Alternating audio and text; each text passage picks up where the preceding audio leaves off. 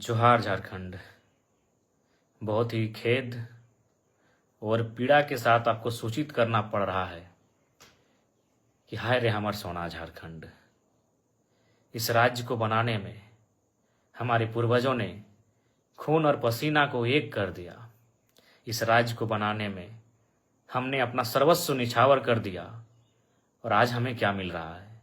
जान भी हमने दिया, जमीन भी उद्योगों के लिए हमने दिया और आज उन उद्योगों में एक मामूली नौकरी के लिए जान भी हमारी जा रही है। आज बीएसएल, जिसे पूरे भारत में, पूरे एशिया में जाना जाता है, जिस बीएसएल की स्थापना बोकारो जिला में आज से लगभग 50 वर्षों पहले की गई है। लगभग 33,000 एकड़ के आसपास जमीन का अधिग्रहण किया गया है और आम जनमानस की माने तो 64 मौजा 84 गांव विस्थापित हुए हैं, जिसमें 19 पंचायत तो आज भी ना नगर में रह गए ना गांव में रह गए। आज अप्रेंटिस के जो अभ्यर्थी हैं वो धरने पर बैठे थे नियोजन की मांग को लेकर, लेकिन उनका धरने में बैठना गांधी के देश में मानो अपराध हो गया। हम इस देश को लोकतांत्रिक देश के रूप में जानते हैं, मानते हैं और है भी। यह देश गांधी का देश कहा जाता है, जहां लोग अनशन धरना के माध्यम से अपनी मांग को शासन प्रशासन तक पहुंचाती है। लेकिन आज बहुत ही दुर्भाग्य की बात है, बहुत ही दुख की बात है कि अप्रेंटिस के अभ्यर्थी जो धरने पर बैठे थे, जिनके बाप दादाओं ने बीएसएल को स्थापित करने में अपनी जमीन देने का काम किया है, आज सीआईएसएफ के लाठी चार्ज में शहीद हो गए। इसे शहीद ही कहेंगे, मौत नहीं शहीद कहेंगे, कि जमीन देकर बीएसएल बनाया और आज वहां नौकरी एक मामूली ही तो नौकरी होगी, 3rd ग्रेड या 4th ग्रेड की ही नौकरी होगी। आज सीएसएफ के भी कर्मियों ने, सीएसएफ के जवानों ने क्रूरता की हद को पार कर दिया। आज दर्जनों बार मेरा सीएसएफ के जवानों से सामना हुआ है, जब मैं किसी आंदोलन में भाग लेने गया हूं और सामने सीएसएफ के जवान पहरेदारी कर रहे हो, मैंने उनसे कहा कि ड्यूटी कीजिए, इस वर्दी में जो गर्दी है उसके भीतर एक हृदय है, एक मानवता है, उसका भी ख्याल रखिए। यदि लाठी चार्ज करने की नौबत आए तो पांव में लाठी चलाइए, सीधे सर पे लाठी। वो आतंकवादी नहीं थे, वो अभ्यर्थी हैं, अप्रेंटिस के अभ्यर्थी हैं। उनके बाप दादाओं ने जमीन दिया है। सीएसएफ के जवानों, जिस कारखाने की पहरेदारी करके, जिस कारखाने में आप ड्यूटी करके पगार और पेमेंट ले रहे हो ना, जिससे आपकी पत्नी अच्छा कपड़ा पहन रही है, आपके बच्चे स्कूल में पढ़ रहे हैं, जिसको आपने जान से मार दिया ना, उनके बाप की जमीन पर है वो। आप उनके बाप की जमीन की निगरानी करते हैं और खाते हैं, और आप उनको लाठी मार के जान ले लेते हैं। इतना क्रूर कैसे कि आप ड्यूटी की ट्रेनिंग ड्यूटी करते करते क्या आप संवेदनहीन हो गए? आपने अपनी संवेदना को खो दिया है सीएसएफ कर्मियों। इतनी क्रूर व्यवहार कैसे कर सकते हैं आप? खैर, जिसने अभी सीएसएफ खुद, जिस जवान ने लाठीचार्ज किया है उसे बर्खास्त करे, सीएसएफ के जो आला कमान है, पदाधिकारी हैं, और नहीं तो ये आवाज राज्य में नहीं देश स्तरीय व्यापक आंदोलन का रूप ये धारण करेगा। और मैं आज विस्थापितों से हाथ जोड़कर प्रार्थना करता हूं, मैं एक विधायक की हैसियत से नहीं, मैं एक झारखंडी बेटा होने के नाते आपसे प्रार्थना करता हूं। 64 मौजा 84 गांव, पता नहीं 64 मौजा 84 गांव संख्या 65 है, 66 है या 84 की जगह 86 है, हमें नहीं पता एग्जैक्ट, क्योंकि हम तो चांची से आते हैं। लेकिन हम लोग बचपन से सुनते आए हैं 64 मौजा 84 गांव के लोग विस्थापित हुए हैं। आज तो कम से कम एक हो जाओ, एक बेटे की बेरहम मौत को देखकर तो एक हो जाओ। 64 मौजा 84 गांव बीएसएल के तमाम विस्थापित, आज तो एक हो जाओ। आप सभी से मेरा आग्रह है, एक विधायक होने के नाते नहीं, एक झारखंडी बेटा होने के नाते इस दर्द को समझ रहे हैं कि आज क्या क्रूरता है हमारे साथ। जमीन भी हम देंगे, जान भी हम देंगे, एक साधारण सी नौकरी की मांग के लिए हमें बेरहमी से मारा जाता है। मारा नहीं, कत्ल हुआ है। इसलिए आज तो कम से कम 64 मौजा 84 गांव के लोगों, एक हो जाओ। और जितने भी संगठन बने हैं। सुने 28 संगठन हैं विस्थापितों के बोकारो में। सेल बीएसएल सेल में 28 संगठन बने हैं बोकारो में, अलग अलग नामों से, विस्थापित मोर्चा, युवा विस्थापित मोर्चा, संघर्ष विस्थापित मोर्चा, इनकलाबी विस्थापित मोर्चा। तो आज एक हो जाइए ना, अब तो एक हो जाइए। इतना बेरहमी के बाद भी अगर एक नहीं होंगे तो कैसे होगा। आज आप सभी से आग्रह है, एक हो जाइए। और तमाम विस्थापितों आपसे आग्रह है, विस्थापन की लड़ाई आप अपने भरोसे लड़िए। लोग समर्थन करते हैं, उनका समर्थन लीजिए। किसी राजनेता की अगुवाई में कभी आंदोलन मत कीजिए। अगुवाई आप स्वयं करें। विस्थापितों एक होकर इस आंदोलन की अगुवाई करें, निस्वार्थ भाव से करें। मरने से, इस सड़ सड़ कर मरने से अच्छा है लड़ के मारा जाए। हम तो रोज मारे जा रहे हैं, कहां नहीं मारे जा रहे हैं, कभी भूख से, कभी दुख से, कभी चाबुक से। विस्थापित कभी भूख से मरते हैं, कभी दुख से मरते हैं, और आज बोकारो में प्रेम की मौत चाबुक से हुई है, शासन प्रशासन की लाठी से हुई है। इसलिए आज तमाम विस्थापितों से आग्रह है, तमाम आपसी गिले शिकवे को भुलाकर एक हो जाएं। मन व्यथित है, लड़ने के लिए हमेशा तत्पर हैं, लेकिन बस यही है कि हम एकजुट अगर हो जाते हैं, पक्ष विपक्ष राजनीति को भुलाकर आज सामाजिक तौर पे, तो हमें लगता है कि आज बोकारो एक नया इतिहास देखेगा। और बिल्कुल विस्थापितों ने जो बोकारो बंदी का आह्वान किया है, बोकारो बंदी का समर्थन करते हैं। बोकारो बंदी का जो विस्थापितों ने आह्वान किया है, उस बंदी का समर्थन करते हैं। बोकारो ऐसा बंद होना चाहिए, बोकारो की धरती में ऐसा आंदोलन होना चाहिए कि हमारे पूर्वज भी हम पे गर्व करें कि हाँ, आंदोलन की बदौलत हमने ये राज्य लिया है। और मैं जिला प्रशासन, बोकारो जिला प्रशासन से ये मांग करता हूं कि जिस सीआईएसएफ के जवान ने लाठीचार्ज किया है, उस पर कठोर से कठोर कानूनी कार्रवाई हो।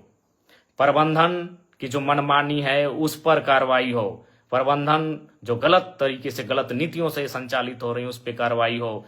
यही सेल का नारा था। विस्थापित गांव के लोग कहते हैं कि जब तक बीएसएल सेल की चिमनी में धुआं रहेगा, तब तक विस्थापितों के हाथों में, घरों में नौकरियां रहेंगी। धुआं तो आज भी है, लेकिन नौकरियां कहां गई? धुआं आज भी है, नौकरियां कहां गई? हम आज तो बेमौत मारे जा रहे हैं, हम कुचले जा रहे हैं। झारखंड के तमाम विस्थापितों, बीएसएल कोई अमर हो के नहीं आया है। न बीएसएल ने अमृत तो पान किया है, अमृत का पान किया है। उसको साधन संसाधन हमारे बाप दादाओं की बनी जमीन पर बनी सड़कों से जाता है। उसे पानी टेनू घाट का मिलता है। अगर टेनू घाट का डैम का रास्ता एक दिन अगर दामोदर नदी में मिला दिया जाए, तो बीएसएल बाप बाप कर उठेगा। याद कीजिए विनोद बाबू का वो दौर, जब उन्होंने कहा था कि डैम, हमारी जमीन पर जो डैम है, अगर हमारी नहीं सुन रहे हैं तो पानी नदियों को दे दिया जाए। अगर एक दिन विस्थापित ये ठान ले टेनू घाट का पानी बीएसएल को जाता है, अगर उस पानी को अगर हम केवल शिफ्ट कर दें दामोदर नदी में, तो बीएसएल बाप बाप कर सकता है। आज बहुत दुख और दुर्भाग्य है कि हमारे साथ कितना क्रूर व्यवहार हो रहा है। और ये क्रूर व्यवहार किसान, कामगार, आदिवासी, मूलवासियों के साथ ही होता आया है। वो झारखंड हो, चाहे 2006 जनवरी का महीना कलिंगा नगर उड़ीसा हो, वहां भी लोग जमीन के बदले जान देने के लिए तैयार थे, और शायद 13 लोगों की जान ले ली थी। आज भी उनकी मृत शरीर को, हाथों को, पांव के पंजों को, हाथ के पंजों को संभाल के रखा गया है। जी हाँ, आप बार बार श्वेता जी का नाम ले रहे हैं, मैं उस पर भी कहूंगा, और मैं श्वेता मैडम को एक पत्र भी लिखूंगा। मैं कानूनी कार्रवाई के लिए तो एसपी महोदय को लिखूंगा ही, उनके समर्थकों पर, लेकिन श्वेता मैडम को भी लिखूंगा कि श्वेता मैडम, अगर ढूलू महतो कल पहुंच जाए माननीय सांसद, तो क्या आपके समर्थक उनका बोर्ड उखाड़ेंगे? बोकारो के पूर्व विधायक अगर बिरंची नारायण जी अगर वहां पहुंच जाएं तो क्या आपके समर्थक उनका बोर्ड उखाड़ेंगे? क्योंकि बोकारो जिला से हमारे योगेंद्र प्रसाद मंत्री जी आते हैं। कल को अगर विस्थापितों के समर्थन में योगेंद्र प्रसाद मंत्री जी पहुंच जाएं तो श्वेता मैडम, क्या आपके समर्थक और आप उनका बोर्ड उखाड़ेंगे? क्या कल को रघुवर दास जी चूंकि गिरिडीह आए थे, हो सके कल बोकारो अगर आ जाए पूर्व मुख्यमंत्री रघुवर दास जी, क्या आपके समर्थक उनका बोर्ड, उनकी गाड़ी का नंबर प्लेट उखाड़ेंगे? अरे आपने तो हद कर दिया। और आप क्या बयान दे रही है इंटरव्यू में कि कुछ दिनों पहले, अरे आप जब विधायक बनी है ना मैडम, तब से आप में ये तेवर है। जब हम विधायक नहीं बने थे ना, उससे पहले से हम विस्थापितों की आवाज बनते आए हैं और विस्थापितों के धरने में, आंदोलन में सहभागिता देते आए हैं। क्या बात करती है मैडम? आप एक स्त्री थी इसीलिए मौन रहें, आप एक नारी थी इसलिए मौन रहें। बाकी आपको स्वयं मालूम है आपने आज क्या कृत्य किया।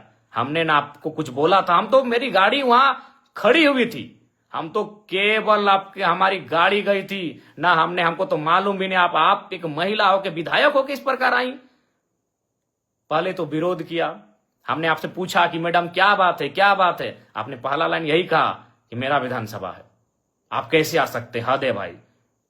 कल को मैं पूछ रहा हूं, बोकारो के ही मंत्री योगेंद्र प्रसाद, अगर कल को योगेंद्र प्रसाद आ गए उस धरने में, उस बंदी में, या फिर बीजीएच अगर पीड़ित परिजनों से मिलने के लिए, या फिर उस गेट में जहां विस्थापित धरने पर बैठे हैं, तो क्या विधायक मैडम आप योगेंद्र प्रसाद जी का विरोध कर पाएंगे? या कल को ढूलू महतो, चूंकि सांसद हैं, अगर ढूलू महतो जी पहुंच गए, क्या आपके समर्थकों में, आप में वो कुव्वत है कि आप उनका नंबर प्लेट उखाड़ देंगे? बड़ा दुर्भाग्य लगा मैडम, बड़ा दुर्भाग्य। आप क्या बयान दे रही हैं कि कोई माहौल खराब करे? तो मैं देखता हूं अगर कल को ढूलू महतो जी जाते हैं, बिरंची नारायण जी जाते हैं, तब आप क्या बोलते हैं। देखिए, मैं आपको स्पष्ट कहना चाहूंगा, सबको नहीं पच रहा है कि जयराम महतो किसी आंदोलन में आए, क्योंकि अगर वो आएगा तो सट्टी की बात होगा। और बाकी कहना नहीं चाहिए मैडम, लेकिन जब आपने हद पार किया है तो मैं सुनी सुनी खबर आपको सुना दूं। सुने आपके घर में आपके रिश्तेदार कहिए या आपके खास कहिए, उनको ठिका मिलता है बीएसएल में। तो ये दोहरी राजनीति मत कीजिए विधायक मैडम। अभी आप दुख जता रहे हैं और आपके ही लोग वहां ठिका लेते हैं। तो असली बात तो जनता को मालूम है कि आपको तकलीफ जयराम महतो के जाने से तकलीफ क्यों हुई, क्योंकि आपको मालूम है कि जयराम महतो आएगा तो दूध का दूध और पानी का पानी बात होगा। ये किससे छुपा है? चलिए, नाम लेने में अचरज का है। सुने आपके पति महोदय को वहां ठिका मिलता है, अभी करोड़ों का ठिका मिलता है, तो आप में हम, मुझे देखकर आपका बौखलाना तो लाजमी है। चलिए, फिर भी बुरा नहीं मानते हैं, क्योंकि लड़ाई विस्थापितों की है, लड़ाई विस्थापितों की है। बाकी हमारे समर्थक, हमारे कार्यकर्ता आपको मर्यादित रूप में उत्तर दे देंगे। आपको गांव जाना है, गांव में हमारे कार्यकर्ता, हमारे समर्थक आपको उत्तर दे देंगे, नियमता देंगे। लेकिन आपका ये जो बयान, ये भर्सन कि बोकारो मेरा है, बोकारो विधानसभा मेरा है, वही तो हम देख रहे हैं। अगर कल योगेंद्र प्रसाद, चूंकि वो तो गोमिया के विधायक हैं, आपके हिसाब से वो गोमिया के विधायक हैं, अगर वो कल चले जाते हैं माननीय योगेंद्र प्रसाद, तब किताब के समर्थक उनका बोर्ड तोड़ते हैं कि नहीं तोड़ते, ये भी हम देखेंगे।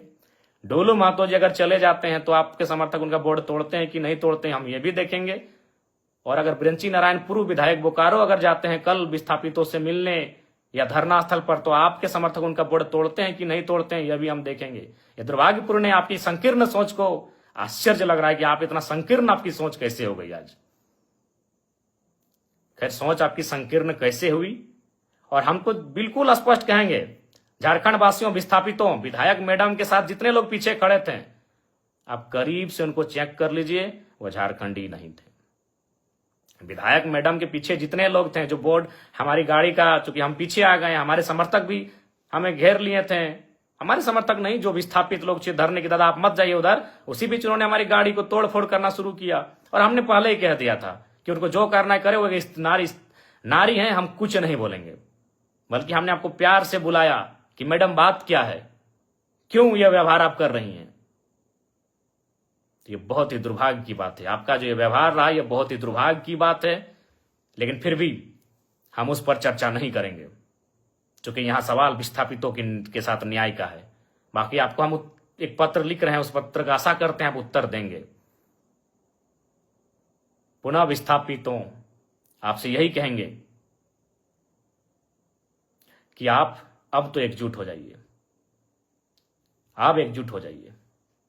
कब तक अलग अलग बैनर में, कब तक अलग अलग नामों से, युवा विस्थापित मोर्चा, क्रांति विस्थापित मोर्चा, उलगुलान विस्थापित मोर्चा, किसान विस्थापित मोर्चा, कब तक?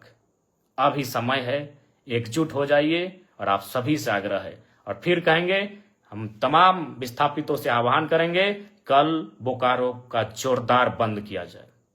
मैं तमाम विस्थापितों से आह्वान करूंगा, तमाम विस्थापितों से अनुरोध करूंगा, कल बोकारो जोरदार बंद होना चाहिए। जोरदार बोकारो बंद का हम लोग समर्थन करते हैं, और बिल्कुल समर्थन ही नहीं करते हैं, एक कोने में हम भी खड़ा रहेंगे, एक विस्थापित का बेटा बनकर, एक विस्थापित का भाई, एक विस्थापित का सहयोगी बनकर एक कोने में मोर्चा संभाल के हम भी खड़ा रहेंगे। एक नेता की हैसियत से नहीं, एक विधायक की हैसियत से नहीं, एक झारखंडी की हैसियत से हम भी एक कोने में, जहां आप बंद करेंगे वहां हम एक कोने में खड़ा रहेंगे। कल चूंकि हमारा गिरिडीह में उपायुक्त से पूर्व का एक कार्यक्रम है, उपायुक्त और 6 के 6 विधायकों के साथ आधा घंटा का बैठक है, उस बैठक को समाप्त करके हम निस्संदेह बोकारो की धरती में आएंगे। तब तक हमारे जितने भी समर्थक हैं, हमारे जितने भी चाहने वाले हैं, हमारे जितने भी कार्यकर्ता हैं, उन सभी से मेरा आग्रह होगा, बोकारो बंद का जोरदार समर्थन करेंगे, विस्थापितों की आवाज को बुलंद करेंगे, और प्रेम महतो जिनकी बेरहमी से हत्या हुई, इस हत्या नहीं, ये शहादत कहें, उन्होंने विस्थापितों के लिए शहादत देने का कार्य किया है।